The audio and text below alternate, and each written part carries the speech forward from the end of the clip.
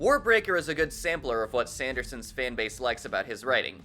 Intricate hard magic systems that's deeply tied to society, flawed but heroic characters, religious themes, and some Cosmere connections that you don't necessarily need to know for the sake of the story, but, like Elantris, it's significantly more political than, say, Mistborn.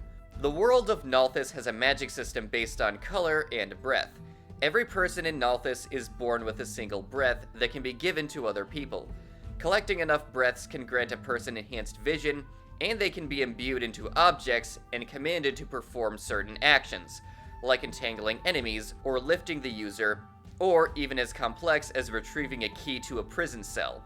The primary story is about the nation of Idris, and its attempt to avoid a war with the dominant nation of Hallandren. Cicerina, or Ciri for short, has been handed off to be wife of the God King of Hallandren. She doesn't particularly like this, seeing herself as unimportant, and that her sisters would always be the center of attention. So she lived life pretty carefree until getting shipped off to Hallandren.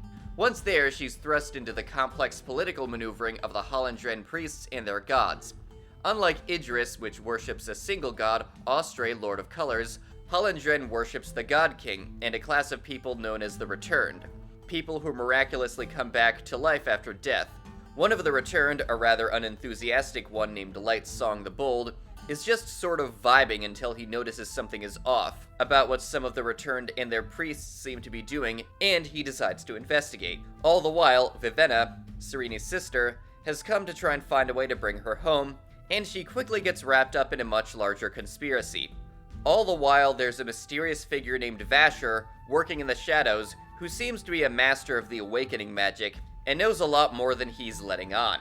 It takes a while to get to the climax where everything happens, or the Sanderlanche as the fans call it, but make no mistake, Warbreaker is a bit of a difficult read compared to Mistborn, but it's got all the hallmarks that make Sanderson's books so appealing.